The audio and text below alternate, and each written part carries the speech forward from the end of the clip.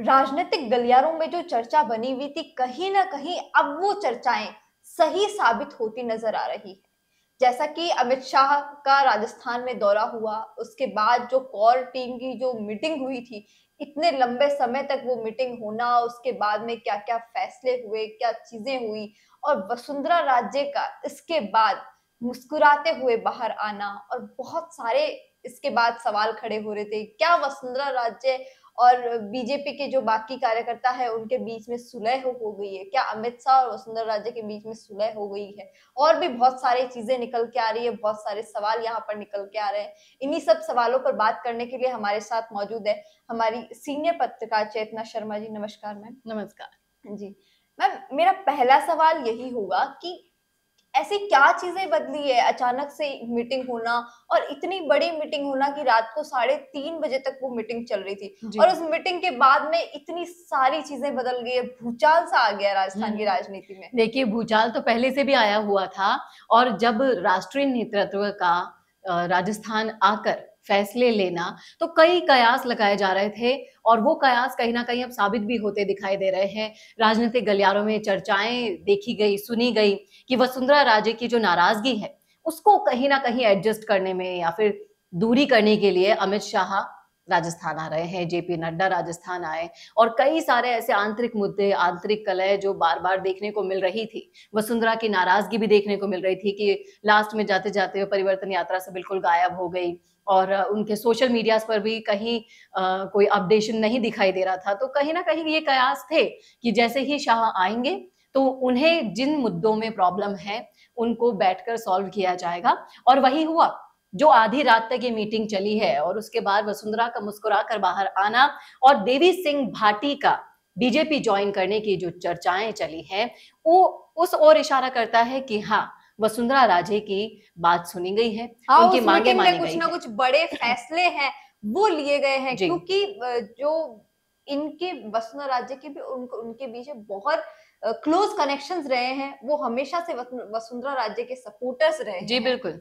और कहीं ना कहीं अपनी जो राजपूतों में जो नाराजगी है बीजेपी के अंदर, तो उसको पाटने की कोशिश की जा रही है। अब आप इसमें राजपूत वोट बैंक को साधने की कोशिश करने के लिए और वसुंधरा की नाराजगी को दूर करके इन सबको साधने की कोशिश कर रही है। और बीजेपी, क्योंकि राजस्थान के जातिगत समीकरणों को आप चुनावों में नजरअंदाज बिल्कुल नहीं कर सकते, इसीलिए बीकानेर के कोलायत से कई बार जीत चुके हैं देवेंद्र सिंह भाटी, और बीजेपी के पहले भी चेहरे रह चुके हैं, लेकिन उन्होंने छोड़ दी थी बीजेपी, और अब फिर से उनको बीजेपी में वापस लाना कहीं ना कहीं इसी और इशारा करता है कि वो राजपूत वोट बैंक को हाँ, मजबूत करना चाहते हैं, उनकी नाराजगी दूर करना चाहते हैं, और इसीलिए इतने बड़े चेहरे की वापसी बीजेपी में की जा रही है।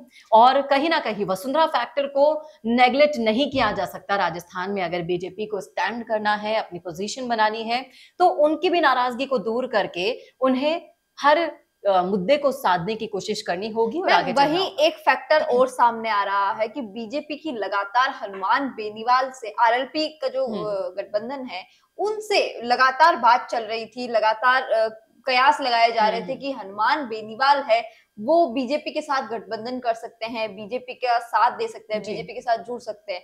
लेकिन बीजेपी की तरफ से बहुत कोशिशें की गई, हम्म। वहां से कोई रेस्पॉन्स नहीं आया। हम्म। वहां से रिस्पॉन्स नहीं आया, उन वोट बैंक को बीजेपी नहीं साध पाई, तो बीजेपी बीकानेर निकल गई जी। राजपूत वोट बैंक को साधने के जी लिए। बिल्कुल, क्योंकि अगर आप राजस्थान के वोट बैंक्स की बात करेंगे, जो सबसे बड़ा वोट बैंक तो जाट ही है, फिर उसके बाद गुर्जर, राजपूत, ये सब लोग आते हैं। और राजपूत जो वोट बैंक है वो भी अपनी कई सीटों पर, कई विधानसभा सीटें आप देखेंगे तो कई सीटों पर निर्णायक भूमिका निभाता है, इसलिए आप उनको नाराज नहीं कर सकते। और अगर वो नाराज हैं तो उन्हें आपको मनाना ही पड़ेगा।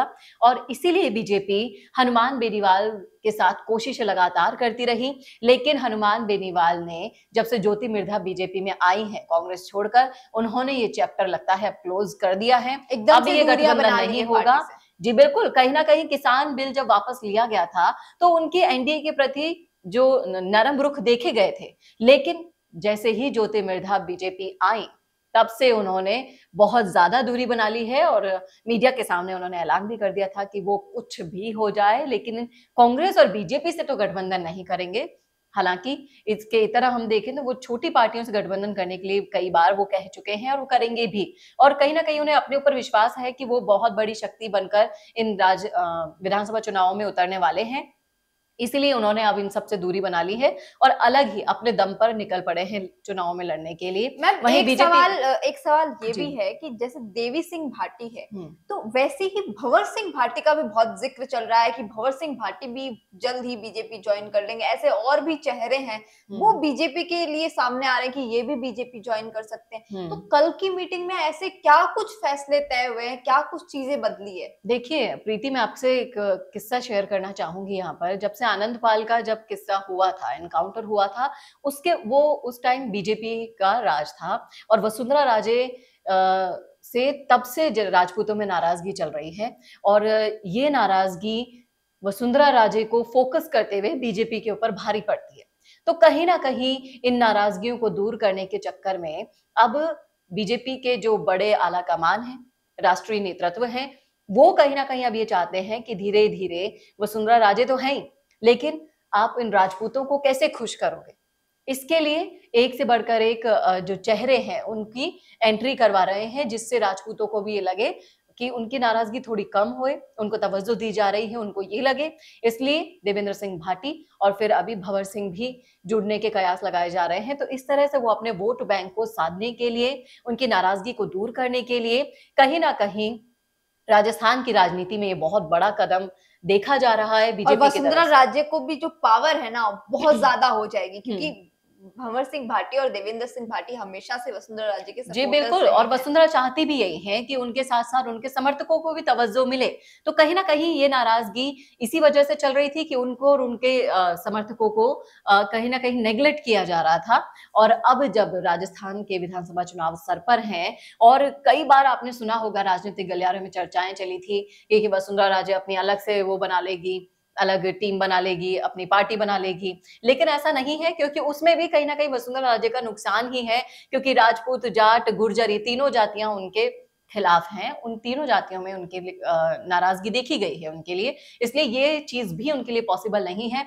पॉसिबल यही है कि यहाँ पर ये जो बैठक की गई है कोर कमेटी की, इसके अंदर जो सहमति बनी है, तो ना तेरी ना मेरी वाला हिसाब किताब यहाँ पर देखा जा रहा है। कुछ बातें वसुंधरा की मानी गई, कुछ बातें वसुंधरा राष्ट्रीय नेतृत्व की मानेगी। तो यहाँ पर ये जो तालमेल बिठाने की कोशिश की गई है, अब ये देखना वाकई दिलचस्प होगा कि अगला स्टैंड क्या होगा बीजेपी का, क्योंकि यहाँ पे इन्होंने राजपूतों को जो साधने की कोशिश की है वो वाकई में साध पाएंगे या फिर उनकी नाराजगी बीजेपी पर भारी पड़ेगी, ये तो आने वाला वक्त ही बताएगा। जी मैम, ये तो आने वाला वक्त ही बताएगा कि क्या कुछ जो निर्णय है वो होंगे। बहुत सारे बदलाव है वो अब राजस्थान में देखने को मिलेंगे कि अभी जैसे कि सामने आया कि देवी सिंह भाटी भी बीजेपी ज्वाइन करने वाले हैं, भंवर सिंह भाटी भी बीजेपी ज्वाइन करने वाले हैं, तो ऐसे और भी चेहरे हैं वो सामने जल्द ही आने वाले हैं कि ये भी बीजेपी ज्वाइन करने वाले हैं। जी, आपको क्या लगता है कि इनका बीजेपी की ज्वाइन करने के बाद क्या कुछ माहौल है राजस्थान की राजनीति में वो बदलेगा, क्या कुछ बदलाव है वो देखने को मिलेगा? जी बिल्कुल, और राजपूतों की नाराजगी क्या ये स्टेप उठाने के बाद कम होगी,